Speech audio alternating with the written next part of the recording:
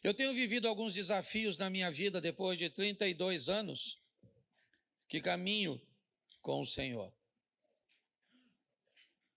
Volta e meia eu me encontro enfrentando grandes lutas com velhos inimigos, cujos quais eu já havia pensado ter vencido, pensamentos, vontades, desejos e situações que eu já achava estar totalmente apto a enfrentá-las, e elas têm retornado com forças descomunais, com pressões muito grandes. Não apenas sobre mim, sobre minha casa, sobre meu casamento, sobre meus filhos, sobre a igreja que eu pastoreio, sobre amigos. O mundo espiritual, ele é muito mais real do que possamos imaginar. Eu quero começar com uma pergunta. Como vamos andar com Deus? Como é que nós vamos tornar isso possível? Como é que isso vai acontecer? As diferenças que nos separam são tão grandes que, se olharmos humanamente, isso será impossível. Escolhemos nossos relacionamentos por afinidades. Gostamos de relacionarmos com pessoas que gostam das mesmas coisas que nós, que gostam de cumprir tarefas parecidas. Mesmo que não seja a mesma coisa, mas é legal se eu gosto de esporte. Talvez alguém não gosta do mesmo esporte que eu, mas ao gostar de esportes, isso pode nos aproximar. Se gostamos de sair, isso pode nos aproximar. Se temos algumas afinidades, certamente isso pode nos tornar próximos e facilitar muito nossa convivência. Porém, quando o assunto é Deus, como é que nós vamos andar com Deus, se não há tanta afinidade assim entre nós e Ele? Esse relacionamento tende a ser, às vezes, duro, se tentarmos nos aprofundar nele. Ou então, ele pode ser bem superficial, se não atentarmos para as mudanças que precisam acontecer para que isso funcione. Vou te apresentar alguns textos que eu acho que vale a pena nós refletirmos. O primeiro dele é escrito pelo profeta Isaías, capítulo 55, verso 8. Põe na tela, por favor. Isaías 55, 8 nos diz: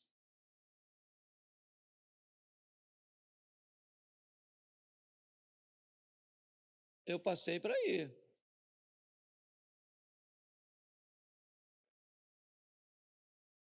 Só diz que não dá para colocar que eu leio. Porque os meus pensamentos não são os vossos pensamentos, nem os vossos caminhos, os meus caminhos, diz o Senhor. Preste atenção, porque nós vamos aprender algumas coisas importantíssimas. Como é que eu vou andar com Deus e vou estabelecer com Deus um relacionamento sadio, se o que Deus pensa é diferente de mim? Se a forma dele pensar é diferente da minha forma? Se por onde ele deseja ir, o que ele deseja trilhar, não é o que eu quero? Como é que este relacionamento vai progredir? Ele vai crescer, porque a Bíblia diz assim: conhecei e prossegui e conhecer. Nós vamos viver de glória em glória, de fé em fé, onde a proposta é uma ascensão, um crescimento. Como é que vamos desenvolver um relacionamento sério, profundo, com alguém que pensa e que deseja fazer, deseja realizar coisas? Seus caminhos são diferentes do nosso. Talvez isso já nos deu um pouquinho, né, a visão de que não vai ser fácil andar com Deus. Por mais que você o ame, ele pensa diferente de você. Por mais que você o ame, ele quer que você faça coisas que você não quer fazer. Então isso vai prejudicar um pouco, criar um relacionamento meio truncado. Alguma coisa que vai precisar de um aperfeiçoamento, que haverá alguns choques, que não será fácil, que não basta derramar o meu coração na presença de Deus, porque quando eu saio do ambiente da oração, as tentações, as provocações, as adversidades, elas vão me pressionar. Então eu não vou conseguir ter um relacionamento sério com Deus pautado em amor. Amor não é suficiente para sustentar um relacionamento como esse. Eu vou precisar mais do que simplesmente amar. Eu vou precisar reunir minhas forças para entender como esse processo funciona e agir sobre ele, porque eu penso diferente dele e o caminho dele é diferente do meu. 1 Samuel capítulo 16, verso 7, vai tornar mais extenso essa lista de separação. Porém, o Senhor disse a Samuel, o profeta do Senhor: escute aqui, esse cara está velho nessa ocasião, mas deixa eu te explicar, ele ouve a Deus desde garotinho, ele não é um iniciante na caminhada profética. Ele estudou muito tempo ao lado de um profeta muito experiente, chamado Eli. Ele foi treinado. Mas o texto está dizendo, está lá, ó, porém o Senhor disse a Samuel: não atentes para a sua aparência, nem para a sua altura, porque eu o rejeitei. Porque o Senhor não vê como vê o homem vê o exterior, porém o Senhor o coração. Olha só, se o pensamento dele é diferente do meu, o caminho dele é diferente do meu, agora a ótica dele, a maneira que ele enxerga as coisas é diferente de mim. Eu sou capaz de olhar a aparência, de acreditar que uma pessoa, pelo relógio que carrega no pulso, pelo colar que carrega no pescoço, pelo carro que colocou no estacionamento, pela marca da roupa ou da bolsa que carrega, os homens são capazes de avaliar as pessoas por isso. Deus diz: eu não vejo como vocês veem. Então, como é que nós vamos caminhar para um relacionamento que vá além do culto, que vá além dessas 2 horas, né, por dia, né, ou 4 horas por semana, né, com Deus? Como é que eu vou fazer isso? Como é que eu vou caminhar para algo mais profundo? Tirar essa água do tornozelo e subir um pouco mais, certo? Trazendo profundidade neste relacionamento. Pode ter certeza que isso não será fácil. Está esperando um ambiente fácil para começar a orar? Não vai rolar. Está esperando um ambiente favorável para ler a Bíblia? Não vai aparecer. Você está esperando um momento propício que você queira jejuar? Não vai aparecer. Se você está esperando um ambiente propício e agradável para você fazer as coisas que vão te aproximar de Deus, prepare-se para se manter distante. Porque as coisas que precisamos fazer para estar mais próximos dele, nós não estamos desejosos de fazer. Mas pastor, então está certo. Como é que nós vamos andar juntos então? O senhor já nos disse em 2 versículos que não há afinidade entre nós. Mas ainda assim, eu quero andar com ele, ele quer andar comigo, e eu estou interessado nisso. Então eu vou te dar mais 2 versículos. O primeiro, Ezequiel 33, 11. Põe aí. Diz-lhes: tão certo como eu vivo, diz o Senhor Deus, não tenho prazer na morte do perverso, mas em que o perverso se converta do seu caminho e viva. Convertei-vos dos vossos maus caminhos, porque haveis de morrer, ó casa de Israel. Preste atenção. Conversão. Se eu quero andar com Deus, eu vou precisar me converter. Eu vou precisar sofrer uma mudança. Convertei-vos dos seus maus caminhos. Não podia ser uma vez só? Para que duas? Para que inúmeras informações sobre isso? Não bastaria uma? Não. O processo, às vezes, é muito lento. Algumas pessoas podem estar mais atoladas, mais aprofundadas, num ambiente hostil, perverso, desafiador do que outras, traumatizadas, presas a consequências de seu passado. Eu não sei, mas você já deve ter ouvido a história de uma mulher que procura um médico dizendo que tem uma dor no corpo todo. Ela diz: toda parte do meu corpo dói, doutor. Ele disse: eu nunca vi uma doença como essa. Ele diz: todo lugar dói. Ela falou: dói tudo. Aí ele falou: então me mostra. Aí ela foi: dói aqui, dói aqui, dói aqui, dói aqui, dói aqui, dói aqui. E aí ele disse: eu já sei qual é o seu problema. Dedo quebrado. Seu dedo está quebrado. E aí, onde você encosta com o dedo, vai doer, querido. Muitas vezes, nós nos deparamos com dificuldades,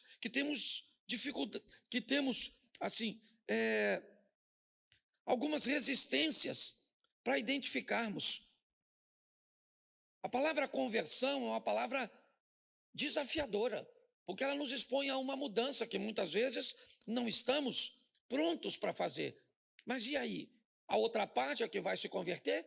Só tem duas partes para que esse relacionamento se consolide. Uma sou eu, a outra é Deus. A palavra para que ele se consolide é conversão. Então, se eu não me converto, quem tem que se converter é Deus para se relacionar comigo? Então não vai ser fácil, não. Não pense que a maioria das pessoas que vivem uma vida sem vergonha, uma vida dupla, querem viver porque não querem, não. Elas querem viver uma vida de santidade, uma vida digna, uma vida decente. Sai de um culto desejosos de que durante essa semana seja uma semana de vitória, que ela não entre num site de pornografia, que ela não entre num ambiente de fofoca. Mas como ela vai fazer isso? Sozinha, ela não vai. As forças de oposição são muito maiores do que a dela. Para que ela consiga êxito nesse ambiente, ela vai precisar de uma companhia, ela vai precisar de um fortalecimento. E se ela não conseguir alcançar isso, se a força do mal convencê-la de que isso não é possível, não é viável, que ela não merece, você pode ter certeza que o que vai acontecer é ela ser envergonhada. Talvez não no ambiente humano, mas no ambiente espiritual. A conversão é algo que precisa fazer parte da nossa vida para que consigamos este relacionamento próximo, crescente e firme.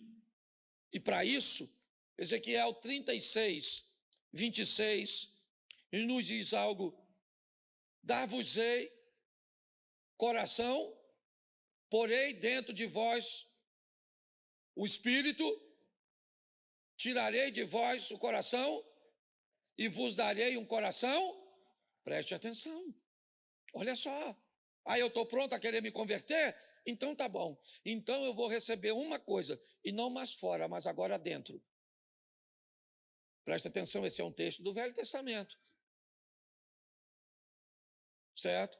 Essa história de um espírito que vem para dentro é uma coisa bem do Novo Testamento.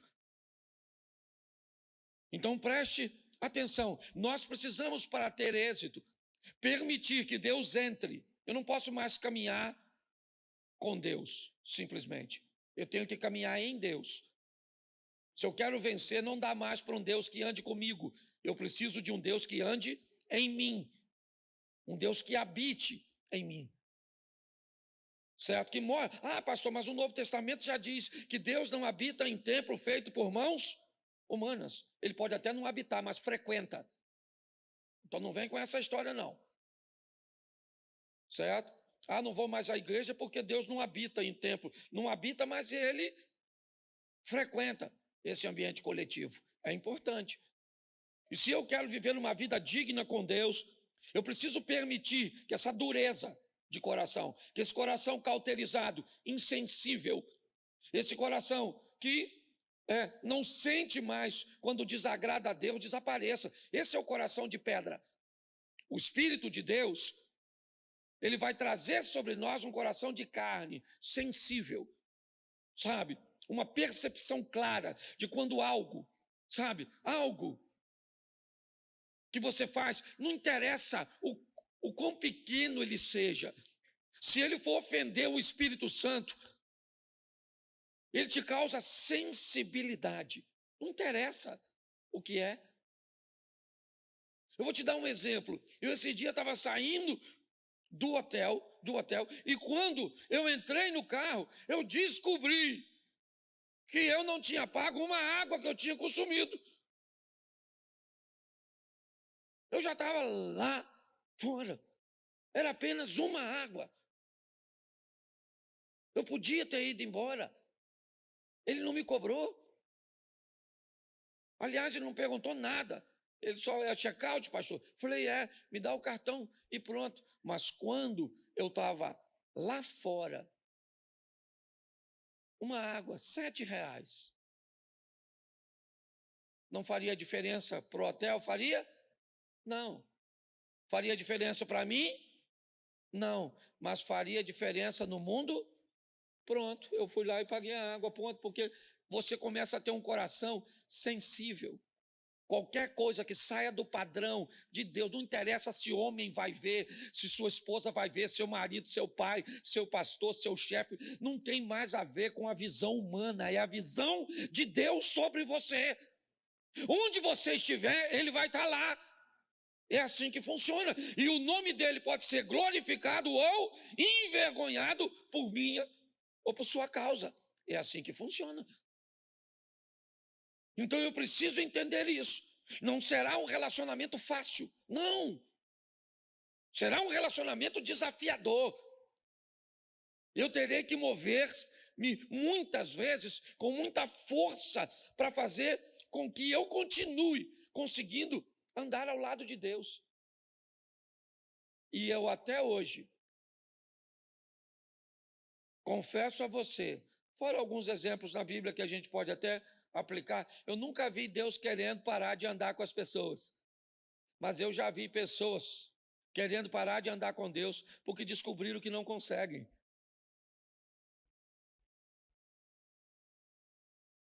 Ah, pastor, eu não consigo. Então, eu prefiro ter um coração de pedra. Porque com um coração de pedra eu nem sou capaz de sentir o que eu estou fazendo. Então, como é que eu posso viabilizar isso? Coloque na tela, por favor, Tiago 1,12. Vou mais rapidinho, que eu até passei. Se me dá mais 6 minutinhos e eu termino. Tiago 1,12. Bota aí. Bem-aventurado o homem que suporta com perseverança a provação, porque depois de ter sido aprovado, receberá a coroa da... Você tem uma outra tradução para botar para mim, irmão? Ela está muito fora. Tem ou não? Se não tem, eu leio a minha, para ganhar tempo. Bem-aventurado o homem que suporta a tentação, porque quando for provado, repita comigo, suporta a tentação. Isso. Porque quando for provado, porque quando for, suporta o quê? Porque quando for, então tentação é diferente de provação. Bem-aventurado o homem que quando for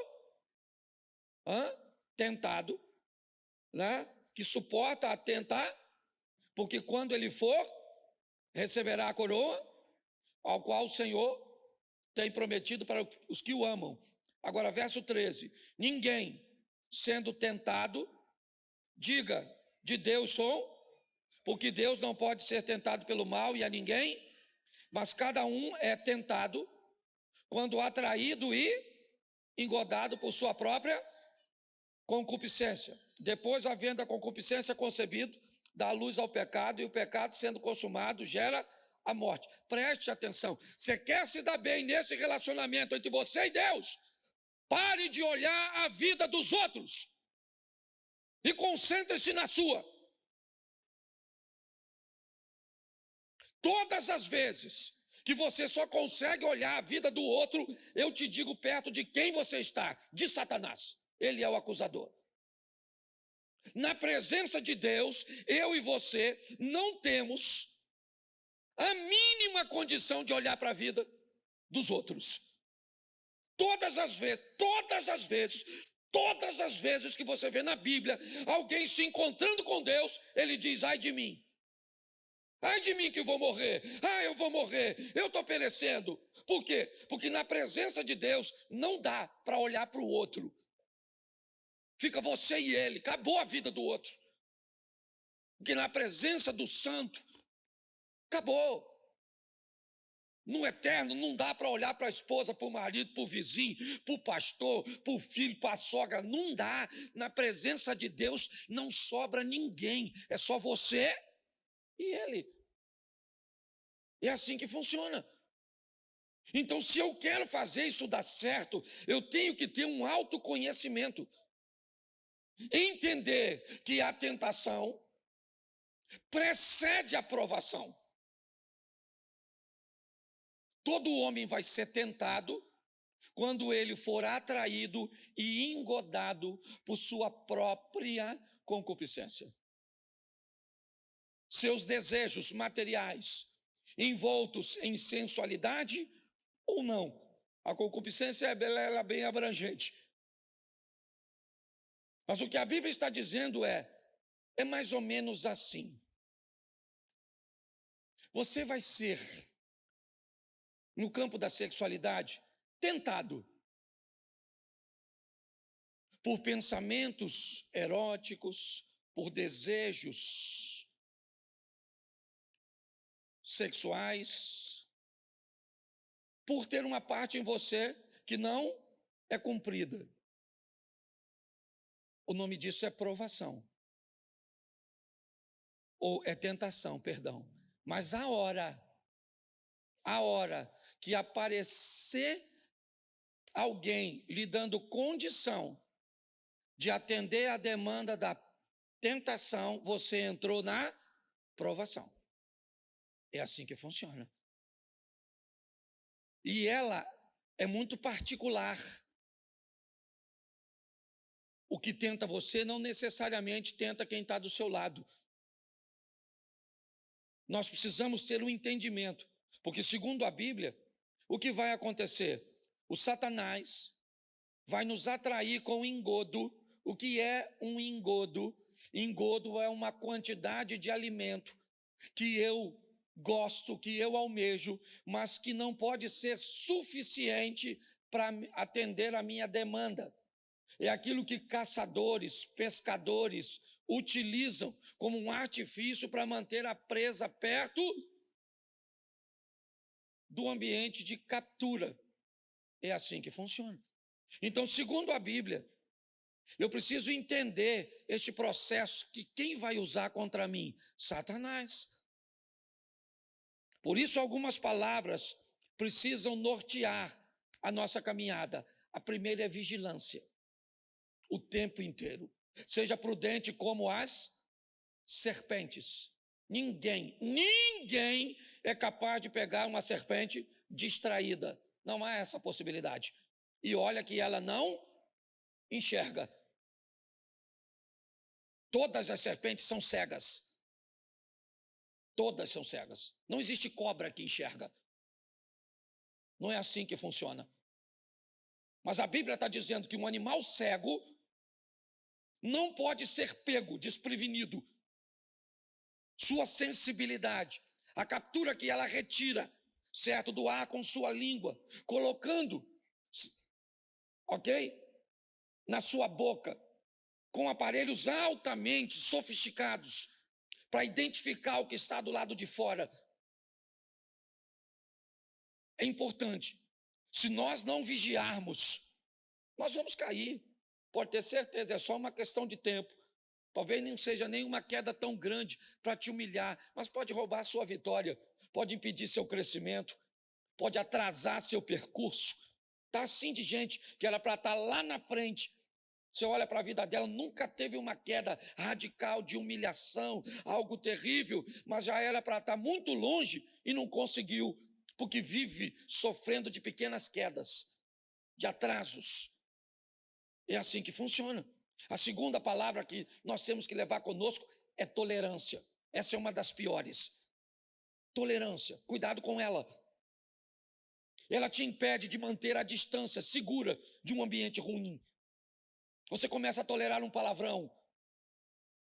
Você começa a tolerar determinados tipos de conversa, determinados tipos de ambiente.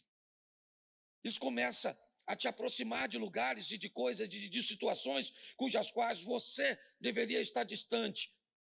Mas o inimigo usou de uma forma sorrateira, fazendo com que você conseguisse tolerar. Você tolera aquele tipo de coisa, aquele tipo de música, aquele tipo, sabe? Você começa a se tornar bem tolerante. Por quê? Porque a próxima palavra é aprovação. Você não quer se tornar intolerante em algumas coisas, porque você começa a negociar. Esse é o problema. São essas coisas pequenininhas que a Bíblia chama de raposinhas. Elas vão assumindo lugares, desbravando e conquistando espaços na nossa vida, no nosso coração, e o que isso vai fazendo? Nos distanciando de Deus. A última palavra é informação. Aquilo que vai dar a você o conhecimento para combater os ataques. E aí, Efésios 6,12, coloca. Porque a nossa luta não é contra o e a, mas contra os principados e contra os dominadores deste mundo, contra as forças espirituais nas regiões. Isso. Nossa luta não é contra a carne e mas é com a carne e o sangue. Não é contra, mas é com. É com ela que eu batalho, meu corpo físico. Na maioria das vezes, meu problema é com carne e com sangue, com gente, com pessoas. Ele está dizendo que a nossa luta, nós precisamos enxergar. Não é contra a carne e o sangue, é contra os principados, potestades. É num ambiente invisível. Pô, pastor, aí o senhor está de brincadeira. Se é invisível, como é que eu vou lutar num ambiente invisível? Por isso eu estou dizendo. Não vai dar sem Deus. Não vai dar com Deus de forma superficial. Não vai rolar. Não vai. Você não vai conseguir alcançar a santidade. Você não vai conseguir progredir em seu relacionamento com Deus com uma visão humana. Não vai. Não adianta. Ele vai dar aqui as armas. E aí, diz assim, né? Nós vamos precisar de um revestimento. E de que é que eu preciso? Repita comigo. Couraça da justiça. Isso. Mas a gente gosta de falar da couraça da justiça. Mas depois você lê, porque ela fala para nós cingirmos os lombos com a verdade. E depois colocar a justiça, a couraça, em cima da. Então não dá para ter justiça se embaixo da coroa da justiça tem mentira. Não há. Você bota a couraça da justiça em cima de um lombo cingido por mentira. Então ele disse: cinja seu lombo com a verdade, e em cima da verdade coloque a couraça da justiça. Está lá. Os pés devem ser preparados com o evangelho da paz. Isso, paz. O que eu falo traz paz? Sim ou não? Muitas vezes eu estou perto de pessoas que contam histórias soltas. E a minha mente já capta, porque a Bíblia diz que a palavra de Deus é apta para discernir as intenções do coração das pessoas.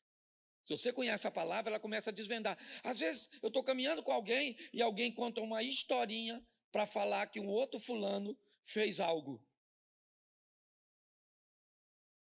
Sabe aquele falar sem falar? Sabe como é que é? Aquele veneno numa dosezinha que às vezes nem parece. O que eu vejo é que muitas vezes eu não estou julgando ninguém, não. O meu desafio é esse. É entender que se eu quero lutar no mundo espiritual, o evangelho que eu carrego é um evangelho de paz, de verdade, e não de contenda, de intriga. Não interessa. Se eu não posso resolver, então cala a boca. Porque pior, a gente ainda dissemina os outros a falarem mal, a pensarem mal, a uma série de coisas. E é assim que funciona. O escudo da fé sob os dardos. Olha só. Olha que coisa interessante. O que é um dardo? O dardo é o quê?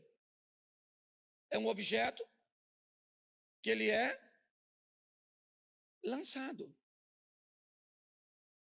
O escudo é para nos proteger dos dardos inflamados do maligno, que ele vai jogar de longe. Ele não precisa possuir você e nem a mim. Não há necessidade disso. Basta lançar alguma coisa sobre nós que faça com que façamos a vontade dele. Precisamos desse escudo. Na nossa cabeça está o capacete da isso. Uma coisa deve estar na nossa cabeça para sempre. O que que é? A salvação. Salvação de quem? De todo mundo. Se o que eu vou fazer não é para salvar pessoas, tem alguma coisa de errado. Se eu trabalho para Cristo, tudo o que eu faço é com o propósito de salvar pessoas e não de enfiá-las no inferno. É assim que funciona. A espada do Espírito, a palavra de Deus, termina no 18, dizendo: orando todo o tempo, com toda a oração e súplica no Espírito, e vigiando nisso com toda a súplica e perseverança dos santos. Não é mágica, irmãos. Não é mágica. É difícil pra caramba. Não é fácil. Se você esperar querer para viver, eu vou te dar uma notícia: não vai. Não é para quem quer. Se relacionar com Deus não é para quem quer. Porque se fosse para quem quer, todos queriam. Quem não quer se relacionar com Deus? Eu só preciso encontrar um ambiente equilibrado, de autoconhecimento, onde eu consigo olhar para mim e ir eliminando as coisas, entender que o que o meu inimigo pode usar contra mim, porque é isso que ele vai usar contra você. Exatamente. Ele vai estudar você e vai descobrir como é que ele te faz ficar longe de Deus. Isso. É a história do filhinho pródigo. E eu termino aqui. Lembra a história do filho pródigo? Você lembra dela? Isso, está lá, Lucas 15. Onde o filho pródigo está? Na casa do? Enquanto ele está lá, qual o problema que ele tem? Nenhum. O pai tem um inimigo, sim ou não? O inimigo do pai quem é? Satanás. Mas como é que Satanás mexe no filho pródigo, se o filho pródigo está na presença do pai? Então o que ele faz? Eu vou tirar o filho da presença. Porque se eu tiro o filho da presença, eu tiro o filho do ambiente de proteger, e agora ele é um alvo fácil. Então, eu vou falar para vocês, não é fácil para você, nem para o pastor, talvez seja para os outros, para mim não é. A briga é feia. Eu não estou afim de orar, eu não estou afim de ler a Bíblia, eu vou ler, dá sono, dá preguiça, ou as letrinhas embaralha. Você está afim de jejuar, dá uma fome desgraçada. Mas eu vou falar uma coisa para você. Nós vamos vencer. Certo? Pelo menos eu estou afim desse negócio aí. Eu vou vencendo, tem hora que eu dou uma voltinha assim, ó. Aí eu dou mais uma aceleradinha e vou. E estou há 32 anos. Lutando para ir. E já vi gente cair para caramba. Eu já tive umas escorregadinhas assim. Já escorregou, Abner? A Jacira aí de olho em tu, é ou não é? Mas é assim que funciona. Eu queria que você ficasse de pé e dissesse para quem está do seu lado: é difícil, mas é possível. É isso aí.